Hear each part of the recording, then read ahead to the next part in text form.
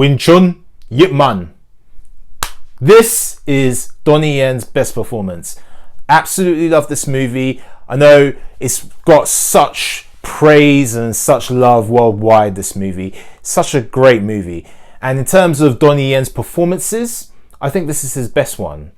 I think this is his best, and this is saying something from a man who's an amazing martial artist, who starred in some of the best martial arts movies that have ever been made. Some of my favourites, including Iron Monkey, Once Upon a Time in China 2. The list goes on. He's Drunken Tai Chi. He's such a great martial artist and such a great performer, you know, and he's able to evolve his martial arts on screen, you know, and that's what I really love. He did it in Flashpoint and SPL, or aka Killzone, adding mixed martial arts to his fighting style for the characters he played in that movie. You know, he's known for his flashy kicks, his spinning back kicks, his jumping back kick, you know, his double flying kick. He's known for those kind of movements, but here you just see him really just take on the Wing Chun style, a style I'm pretty sure that he didn't train in before this movie. Correct me in the comment section below if I'm wrong, but I'm pretty sure Donnie Yen said this was the first time he'd really trained in Wing Chun. And he had Yip Shun, who's Yip Man's son. He was training him in the style of Wing Chun.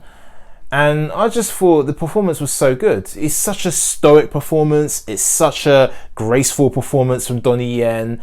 And it's not typical to a lot of the roles that he usually plays. You know, obviously he's playing this real life hero and he wants to do him justice. You know, the teacher of Bruce Lee, who is Donnie Yen's idol, you know, someone who we looked up to growing up, someone who we all look up to, you know, as a martial artist, as a fan of martial arts or movies. Is someone that, especially movies, is someone that, especially martial arts. He's someone that a lot of us look up to, and he's someone that we all admired and are inspired by. Donnie Yen particularly. And you could really tell that he took that on in this role. And he wanted to do Yip Man justice, you know. And it really... The movie's so good because the fight scenes are really good, but also Donnie Yen's performance is really good. You really feel it. You know, you feel especially when the Japanese take over in Fukusan, is it Fukusan? I believe the town where Yip Man was from in mainland China before he moved down to Hong Kong. And just the poverty that the Chinese, you see at the beginning of the film. I love it because the film's the colors are a lot more vibrant in terms of the film grade, in terms of the tone as well. It's a lot lighter. It's a lot of martial artists challenging each other. Yip Man and his family, he's trying to be a family man, trying not to annoy his wife. He's always annoyed at these guys trying to challenge him and trying to learn from his skill. And then it switches to the Japanese, when the Japanese take over, and how they're all having to work in coal mines. They don't have enough. Yip Man, you see him and his family now living in a small apartment as opposed to the beautiful home that they were living in before. I thought those things were just brilliant. They were brilliant storytelling points, and it was also great to see that transition period of Yip Man's life and how Donnie Yen portrayed him and how he carried himself, you know. He never seemed like a man that was fazed by adversity. Obviously, he was struggling, and his family was struggling, and his friends were struggling, and the Chinese people were struggling. But it was just how he portrayed Yip Man with such grace and honor, you know. But the fight scenes were so good.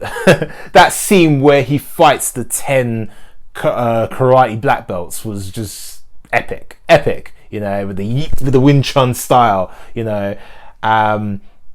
And it was just great to see, you know, and it was a moment for the Chinese people, you know, because he wasn't fighting just for himself. He was fighting for his fellow countrymen, and obviously the Chinaman who got killed, his friend who got killed in that dojo just before that moment, you know, that annoying Japanese guy who shoots him in the head because he picked up the sack of rice.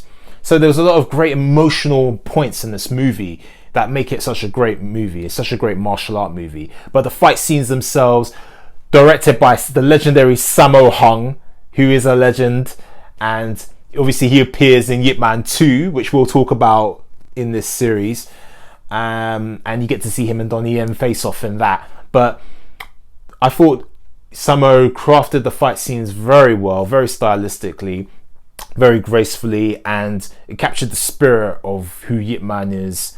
And yeah, it was just a great portrayal of a very interesting character, and Donnie Yen's best performance by far. But it's a must-see martial art movie. Great fight scenes in there, especially does justice to the style of Wing Chun. And this was like the first movie that I recall really seeing Wing Chun kind of performed as well as it was on screen. You know, there's a film called Wing Chun, which I will be talking about in this series. And Donnie Yen's in that with Michelle Yeoh. And there's a little bit of Wing Chun in there, but it's not, because it's about the female nun who actually developed the Wing Chun style. So at that point, she wasn't necessarily doing Wing Chun, but she developed it from the nun that taught her certain techniques and evolved it into that style. Again, correct me if I'm wrong if you're a Wing Chun practitioner and you know the full history in the comment section below. But it didn't really show the Wing Chun style as well as this movie did. So if you're a Wing Chun practitioner, definitely check this movie out for the brilliant fight scenes in this that really do Wing Chun justice. You even see like him using the long pole as well. I think it's in part 2, you see the butterfly knives being used. And but yeah, this film, great film, 10 out of 10, must see martial art movie. For me, this is Donnie Yen's best movie. Must see. Anyway, if you like this video, make sure you hit that like button, share, subscribe, comment down below. Let me know what you thought Donnie Yen's best movie is, or what you think Donnie Yen's best movie is, should I say, and what were the best moments in this movie for you. Anyway, I'll see you next time for another video. Peace.